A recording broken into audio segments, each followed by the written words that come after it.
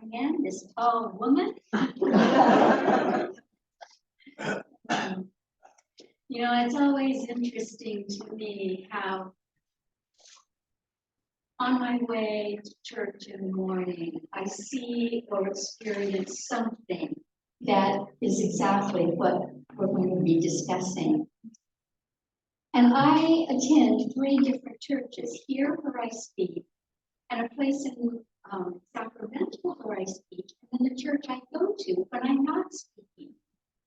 And this morning, I got up, and last night Jim had said, what time do we have to leave tomorrow morning? And I said, we have to leave at 9:25. Well, I got in the car, and I put Siri on, and she said we'd be arriving at 10:28. And I said, 10:28? No.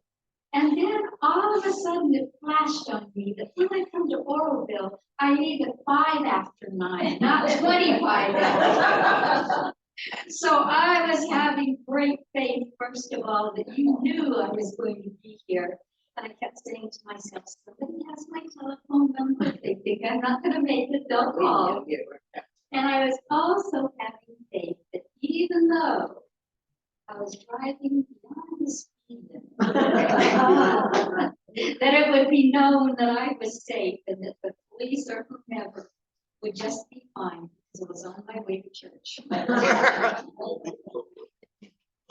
So, as we know, today is the first Sunday of Advent, our journey toward the birth of Christ within, the rebirth of Christ within, that always lives within us. Advent, as you know, is 4 Sundays before Christmas.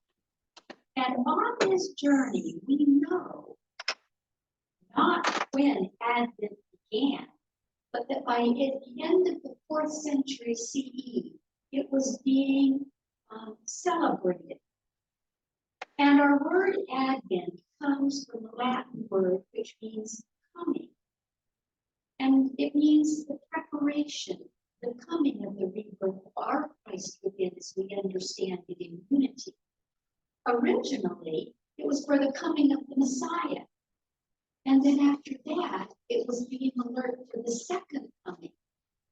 But we know that that coming always returns again and again, right inside of us. I was thinking this morning when I was getting ready, sometimes these thoughts cross my mind. And although I've never read anything that Advent has anything to do with the derivation of adventure, just think it's the root of the word adventure, A-D-V-E-N-T. And I was thinking that Advent is an adventure.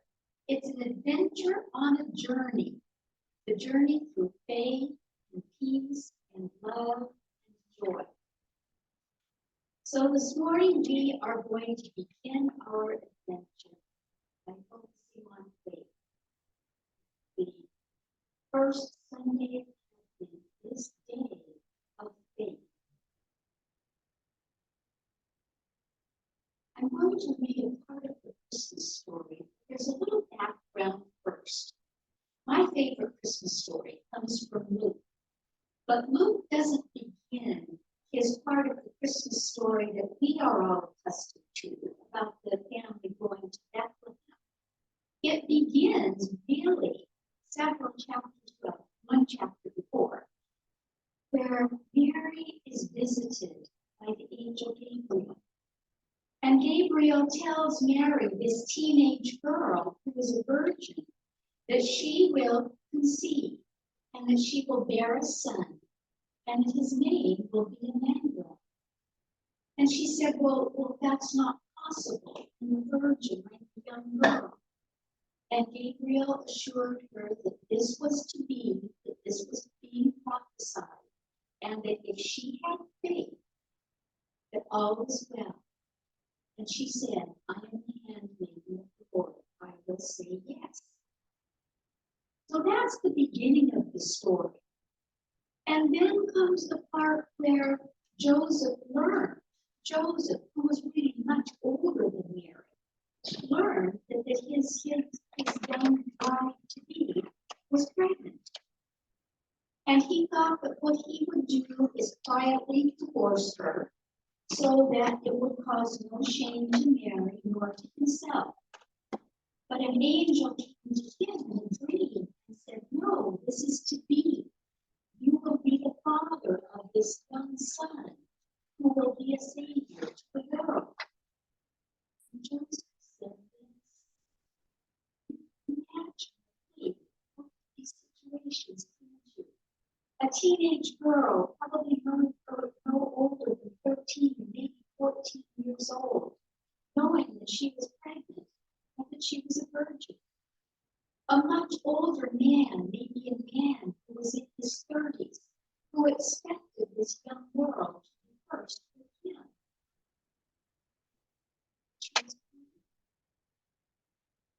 Then there was a trip to Bethlehem.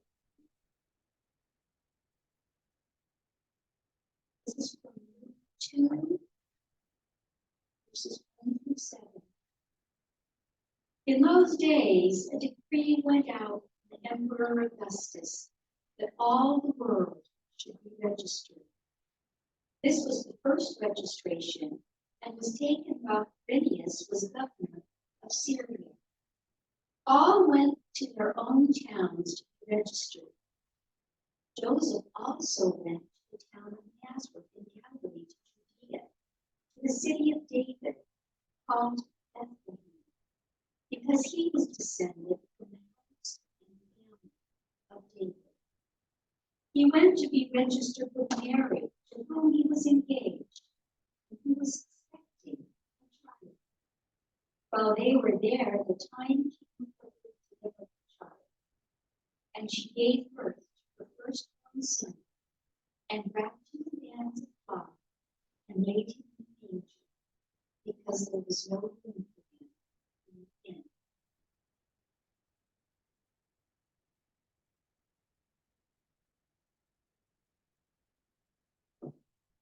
The entire story surrounding the birth of Jesus is filled with challenges, isn't it? Mary learning of her pregnancy, Joseph learning of Mary's pregnancy, the trip to Bethlehem with a young teenage girl. And she wasn't really pregnant. She was about to give birth. And yet the family knew that it was their civil duty to go and to register and to pay their taxes. So they did. And it was an arduous journey. From Nazareth to Bethlehem was probably 70 to 90 miles. It would have taken at least a week to get there. And they were on donkeys and horses. And they weren't alone. There were hundreds of people going. And then the family knocked on door after door. "I'm sorry, we have no room. This is a terrible registration." "I'm sorry, we have no room." "Yes, I hear your wife is pregnant. There's no room." Until Joseph knocked on one door, and a compassionate innkeeper said, "I'm sorry, I have no room." And you can imagine how Joseph must have been melted. Oh, my wife is pregnant. She's about to give birth.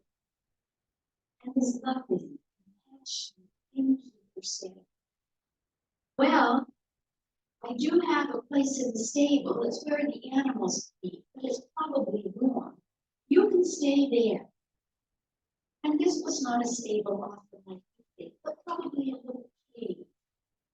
So Mary and Joseph gratefully accepted their space in the cave. And this is where the baby Jesus was born. Just close your eyes for a moment. Imagine the challenges, and yet the faith that kept them going every step of the way, knowing that God was with them and that God always has the highest and best in mind. Now, we don't know how much of the Christmas story is true. We know that all of the stories in the Bible are about our own unfoldment. The Christmas story is told in different ways in Matthew and in Luke. It's not mentioned in Mark or in John. We do know that there was a baby born around that time. We also know that at that time, it's not ever recorded that there was a time to pay the taxes in that region.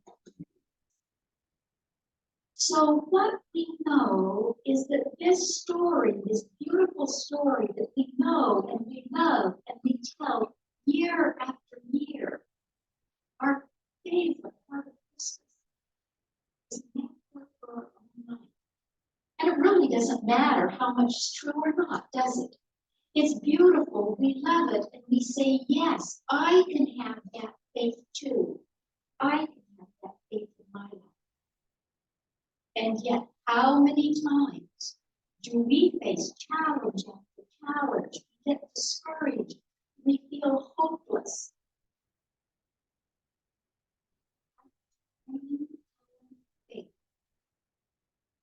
I don't know about you, but I can whine. I can complain. I can say, oh, why? And yet,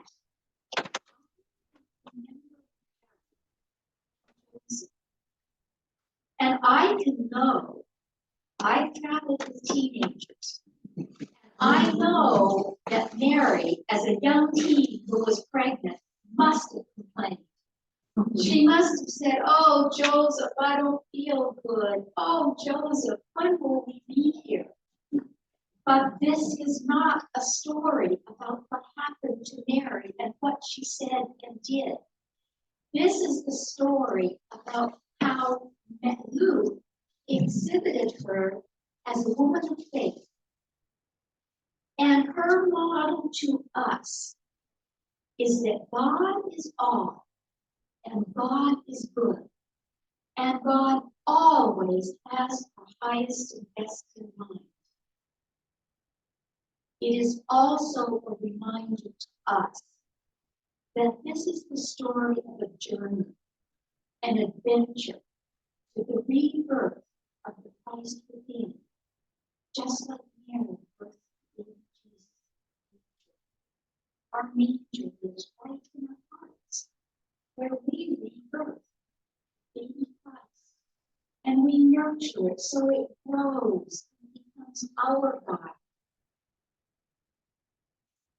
So what is this faith we talk about? Emily Cady, who is a unity writer, a New Thought person, who her material is used often as the basics of unity, and she wrote this little book, Lessons in Truth, and then a second book, How I Use Truth. And Emily talks about blind faith and understanding faith. I must say, this morning on my way over here, up here, I had blind faith. Blind faith is unconscious faith. It is faith trusting that God has my highest and best, but also wondering if this time it's going to work. And then Emily talks about understanding faith. And understanding faith is based on immutable spiritual law. Understanding faith always works, because when we claim our faith, there is no way it can't manifest. I just finished rereading a book for quite a number of times by Florence Scovel Shinn. And the book that I just finished reading, she wrote 4. And it was a wonderful book. I can't say the name of it right this minute. But anyway, in it, she talks about the importance of where we put our faith. Because if we put our faith in error thinking, if we put our faith in fear, we tend to manifest fearful things in our life. You know, in unity, we used to say, thoughts held in mind create after kind. I like it when we add the word tend. Thoughts held in mind tend to manifest. Because we have hundreds of thoughts every day. It's only those thoughts that we focus on that tend to manifest. And if I am thinking worry thoughts, whatever manifests in my life, I worried about it. And even if it's good, that worry has sort of tainted it, hasn't it? I can't take the joy out of it that I could have. And yet, when I place my faith in this or something better, whatever comes, I can take the joy from it, I can feel grateful, and I can truly acknowledge God is all and God is good all the time, and all is well.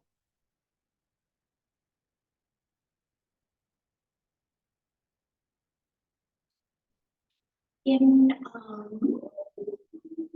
Paul told us that faith is things hoped for, but not yet seen. So our job is to claim faith. Jesus said, when you ask, you will receive. Ask doesn't mean, oh, please, please, please. Ask means that we claim it, that we make the demand on that unmanifest, that soup that I like to talk about, where it has all of the ideas that ever have been and ever will be. And we reach up and we claim one that is a good one for us, the desire that we want to manifest. And we grab hold of it and we hang on to it with our faith. We make the claim, this is mine. I will move my feet. I will do on this plane what I need to do. And then I will receive this or something better. Emily Cady tells us, desire in the heart is God tapping on the door of our consciousness with his infinite supply. Think of that desire tapping on the door of our heart.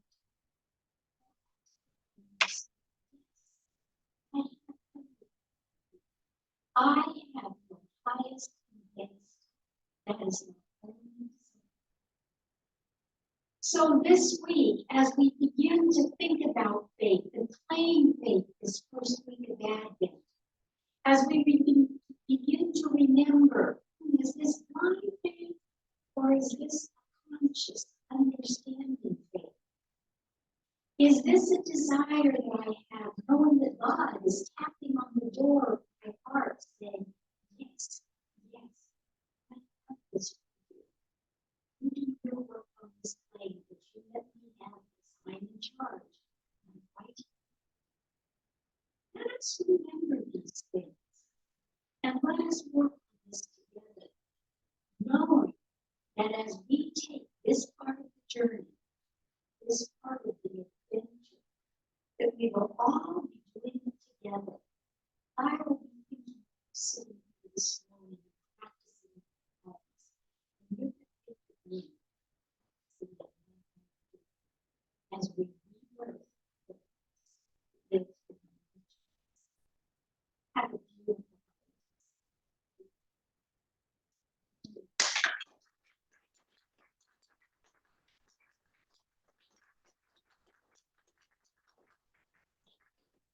And before I step down this morning, I need to make an announcement. Some of you already know this.